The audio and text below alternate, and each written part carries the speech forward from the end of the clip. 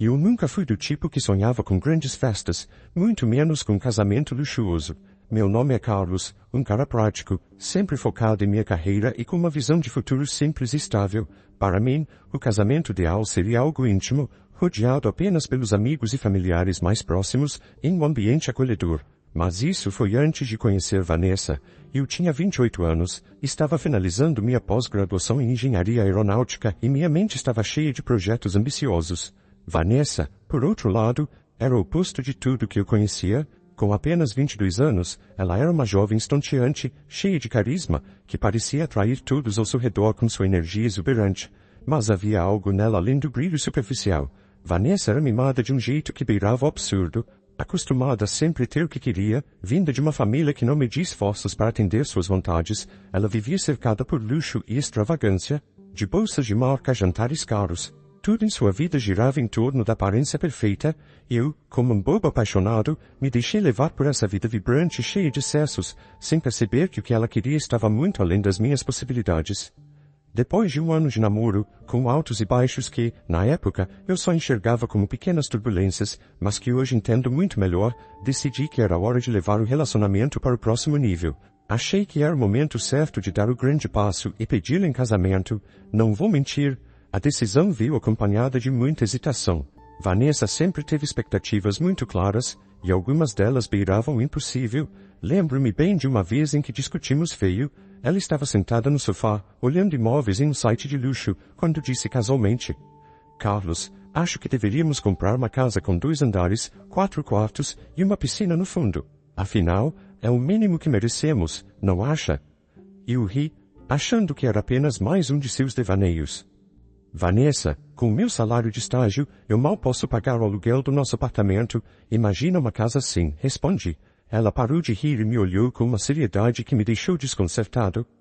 Isso é uma piada, né? Eu não estou falando de um futuro distante. Estou falando de agora. Eu não vou esperar anos para ter a vida que mereço. Foi nesse momento que percebi que ela não estava brincando. Pouco tempo depois, nos separamos por algumas semanas.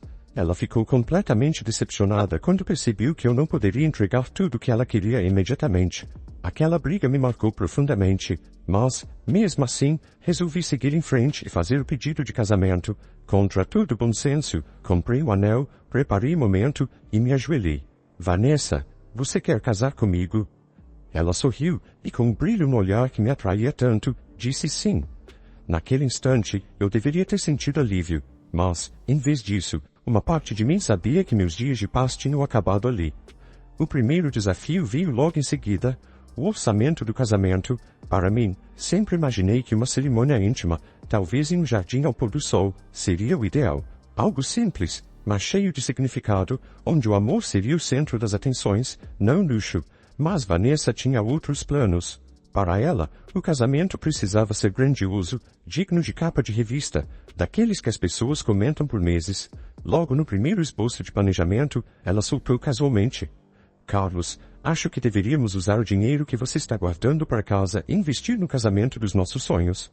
Imagina só, flores importadas da Holanda, um DJ renomado, um buffet gourmet, e claro, eu entrando na igreja com vestido de princesa.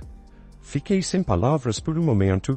O dinheiro que eu havia economizado por anos, que eu via como a base para o nosso futuro, a nossa casa, ela estava sugerindo que fosse gasto em um único dia. Vanessa, isso é muita coisa.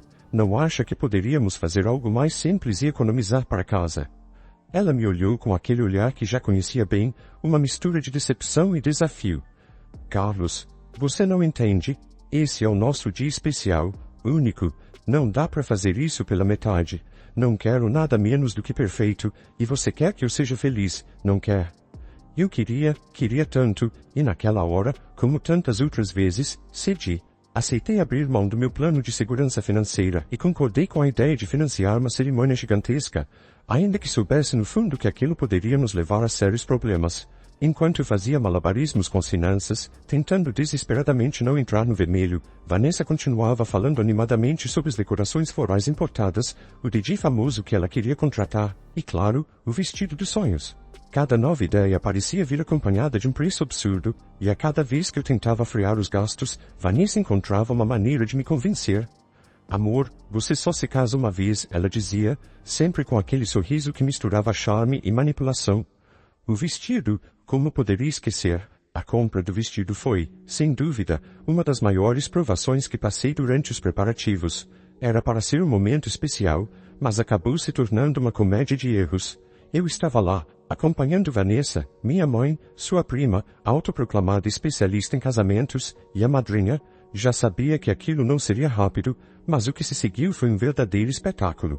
Para começar, Vanessa insistiu que todos chegassem à loja 1 hora antes do horário marcado, como se estivesse testando nossa paciência. Claro, ela mesma apareceu com 2 horas de atraso, como se fosse a estrela de um filme. Amor, todas as noivas se atrasam, disse, com um sorriso casual enquanto olhava distraidamente para o celular. Eu suspirei, sabendo que argumentar não adiantaria de nada. Quando finalmente entrou na loja, começou a provar um vestido atrás do outro. Vestidos deslumbrantes, elegantes, caros, mas nada parecia ser bom bastante. Isso é muito simples, disse ela, fazendo uma careta enquanto girava na frente do espelho. Eu pareço uma freira. Em outro momento, suspirou impaciente. Esse aqui é bonito, mas eu não pareço uma modelo do Instagram. A cada nova tentativa, o espelho refletia mais que apenas vestidos. Refletia sua insatisfação, sua busca por uma perfeição impossível. Enquanto eu, minha mãe e as outras assistíamos em silêncio, Vanessa continuava desfilando na loja, buscando algo que parecia estar além da realidade. Não é justo, ela disse, quase chorosa depois de experimentar o 6º vestido. Todas as influencers têm vestidos perfeitos, e eu pareço comum. Tentei intervir, sabendo que precisava encontrar algum meio de trazer as expectativas de volta à terra.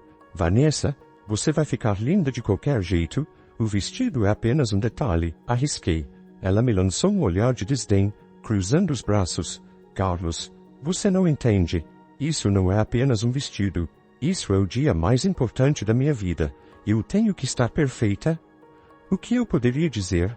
Ali, naquelas horas intermináveis de provação, ficou claro que o que Vanessa queria não era apenas um casamento bonito, mas um conto de fadas em que ela fosse estrela perfeita e intocável. E eu estava ali apenas para garantir que nada atrapalhasse sua visão de perfeição. Quando, finalmente, após 5 horas de indecisão, ela encontrou o vestido, o preço me fez engasgar, R$11.000. O problema, o limite do cartão que o pai dela deu para o vestido era de R$7.000.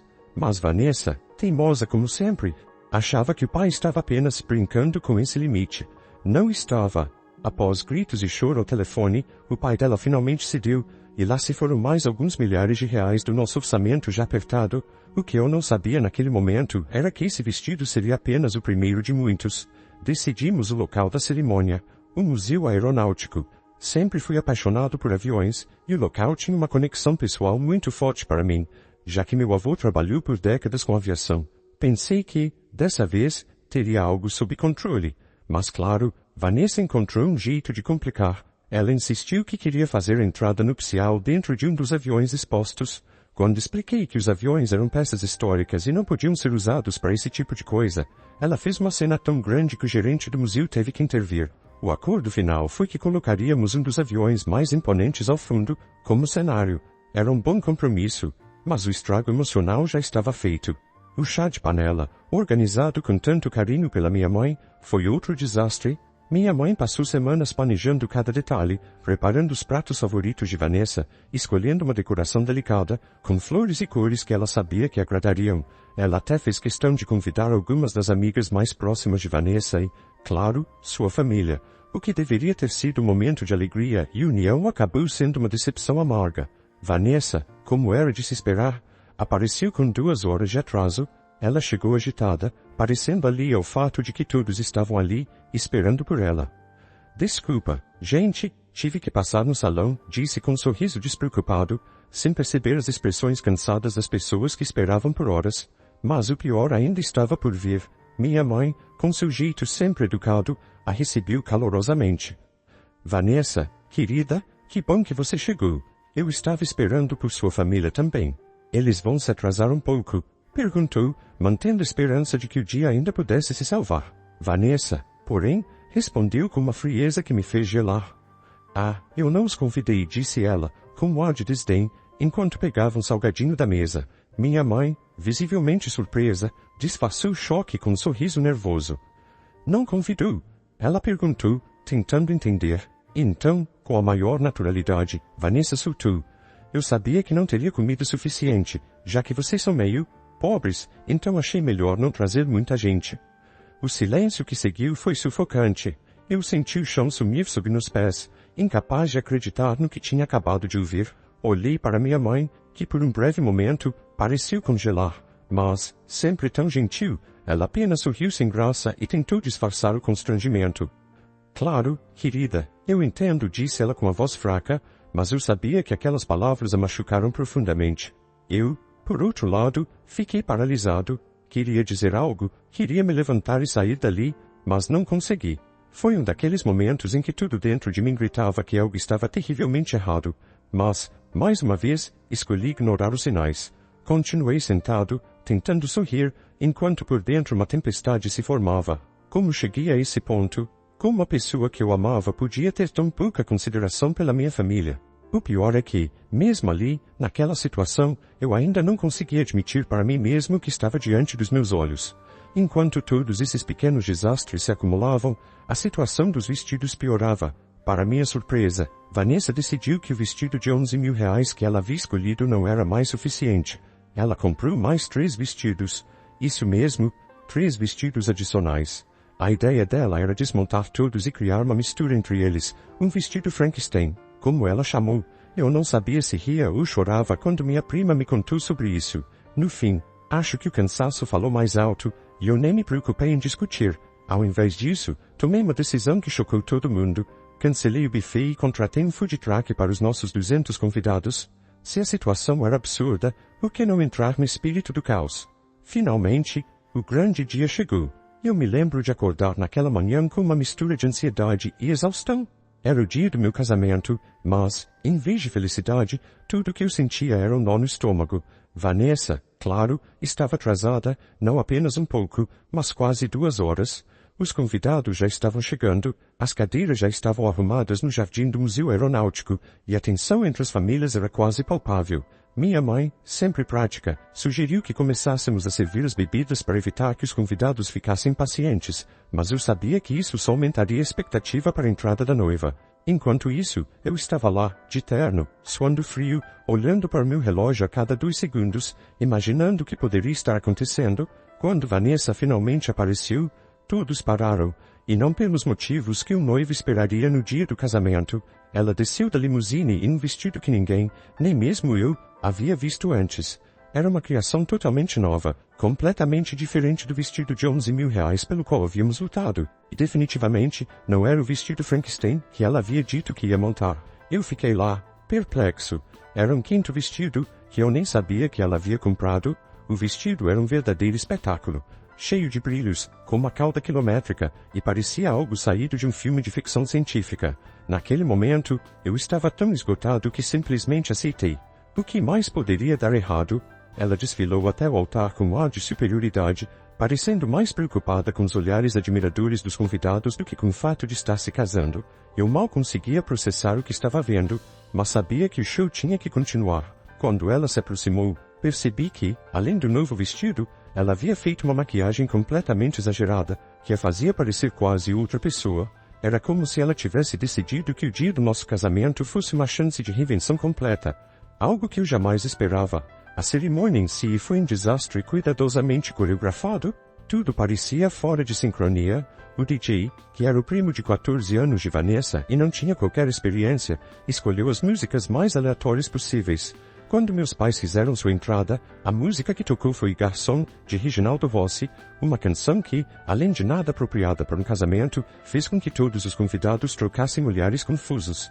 Meu pai, em especial, parecia atordoado, sem entender o que estava acontecendo, enquanto minha mãe apenas sorria de forma rígida, tentando manter a compostura. Eu tentei me concentrar nos votos, naqueles momentos que deveriam ser significativos, mas toda a experiência estava tão distante do que eu imaginava que eu mal conseguia prestar atenção nas palavras que saíam da minha boca. Vanessa, por outro lado, parecia completamente envolvida em sua própria performance, como se estivesse encenando para um público imaginário. Ela pausava após cada frase, olhando ao redor para garantir que todos estavam atentos, como se esperasse aplausos a cada momento. Eu quase podia sentir o desconforto nos convidados, mas, naquela altura, já era tarde demais para voltar atrás. O ápice da bizarrice, no entanto, aconteceu na hora da entrada da noiva. Ao invés de segurar o tradicional buquê de flores, Vanessa desceu pelo corredor carregando algo que parecia completamente fora de lugar. Um retrato gigante dela mesma, em uma moldura dourada. Sim, um retrato dela mesma. Não era nem uma foto simples. Era uma imagem retocada a ponto de ela parecer outra pessoa, quase irreconhecível. Eu não sabia se era uma piada de mau gosto ou se ela realmente achava que aquilo era apropriado. Meu pai, sentado na primeira fileira, olhou para o retrato e, sem perceber que Vanessa estava ao lado, perguntou alto: "Quem é essa?" O desconforto no ar era palpável. Foi o suficiente para que eu tivesse que morder a língua para não rir. Aquele comentário era, na verdade, uma representação perfeita de como me sentia naquele momento. Perdido e confuso em meio a toda aquela teatralidade. Quando finalmente dissemos o sim, eu não senti a menor emoção. Não havia alívio, nem felicidade, apenas cansaço. A festa, que deveria ser um momento de celebração, foi igualmente caótica. O food truck que contratei para substituir o buffet de luxo acabou sendo o ponto alto da noite. As pessoas estavam cansadas de tanta formalidade e adoraram a ideia de pegar hambúrgueres e batatas fritas enquanto sentavam nas cadeiras desconfortáveis ao redor das mesas mal decoradas. No final, parecia que o evento havia perdido qualquer traço de elegância, transformando-se em algo entre um piquenique improvisado e uma festa infantil desorganizada. Claro, a cereja no topo do bolo veio quando fomos cortar o bolo de casamento. O bolo, que deveria ser uma obra de arte, não era nem remotamente o que havíamos encomendado. Ao invés de um bolo elegante e discreto, o que apareceu foi uma montanha desajeitada de chantilly com decorações absurdas. Havia pequenas estatuetas que pareciam mais personagens de desenho animado do que um casal de noivos. Vanessa, ainda no espírito de estrelismo, fez questão de posar para fotos com cada ângulo possível, ignorando completamente minha expressão de completo esgotamento. Quando a noite finalmente terminou, eu me senti como se tivesse corrido uma maratona emocional que parecia não ter fim. Ao olhar para Vanessa, que estava rindo e dançando como se estivesse em uma festa privada, percebi que, embora estivéssemos agora oficialmente casados, estávamos mais distantes do que nunca. Todos aqueles pequenos sinais, as decisões impulsivas, o foco em aparências e o desrespeito pelas nossas finanças e sentimentos, culminaram naquele dia em que percebi, de forma dolorosa, que havia me casado com uma estranha. 3 meses depois, como era inevitável, nos separamos. No entanto, o verdadeiro motivo que levou ao fim do nosso relacionamento foi que me deixou em choque, e ao mesmo tempo, trouxe um alívio imediato. Eu havia notado que Vanessa estava mais distante nas semanas que antecederam nossa separação, ela estava mais fria. Foi em uma noite comum, depois de mais uma discussão sobre dinheiro, que Vanessa soltou a bomba. Sem qualquer emoção na voz, ela admitiu que estava se encontrando com outra pessoa. E o pior, esse outro era um empresário rico, amigo de sua família, que havia prometido lhe dar o casamento dos sonhos. A casa de 2 andares, os vestidos caros, as festas luxuosas. Ele pode me oferecer tudo o que você nunca poderia, ela disse, com uma frieza que fez meu estômago revirar. Eu fiquei ali, perplexo, sem saber o que responder. Não era apenas a traição física que me atingia, mas a ideia de que todo o nosso relacionamento parecia ter sido um jogo para ela, uma busca incessante por status e conforto financeiro. Percebi que, para Vanessa, eu nunca fui suficiente, não por falta de amor, mas porque o amor, para ela, era medido pelo que o dinheiro poderia comprar. Ao ouvir aquelas palavras, algo dentro de mim quebrou. Senti um misto de raiva, decepção e, estranhamente, alívio. Era como se, naquele momento, o peso do relacionamento tóxico tivesse finalmente caído dos meus ombros. Então, sem mais discussões, decidimos que seria melhor seguirmos caminhos separados. O alívio que senti ao sair daquele relacionamento foi imediato, como se, pela primeira vez em muito tempo, eu pudesse respirar novamente. Hoje, sou casado com uma mulher incrível, nosso casamento foi simples, elegante, e tudo que o anterior não foi. A melhor parte? Comprei a casa que sempre quis, uma casa pequena e charmosa que reformei com minhas próprias mãos. Agora sou pai de um menino lindo, que é a alegria da minha vida. Vanessa, pelo que eu vi, tentou me mandar uma mensagem para dar sua bênção para meu novo casamento. Eu bloqueei ela na hora. Hoje sou feliz com alguém que valoriza a simplicidade, a honestidade, que valoriza o que realmente importa em um casamento. A conexão entre 2 pessoas. Tivemos um casamento pequeno, tranquilo e perfeito, tudo que o anterior não foi. Não houve vestidos extravagantes, nem retratos ridículos. Apenas amor, cercado pelas pessoas que realmente importavam. Agora, olhando para trás, vejo quanto aquele primeiro casamento me ensinou, principalmente, que uma conexão real vai além das aparências. O amor verdadeiro não precisa de 5 vestidos ou festas gigantescas. Ele se constrói em gestos simples, em respeito mútuo, e em paz, e acima de tudo, realidade.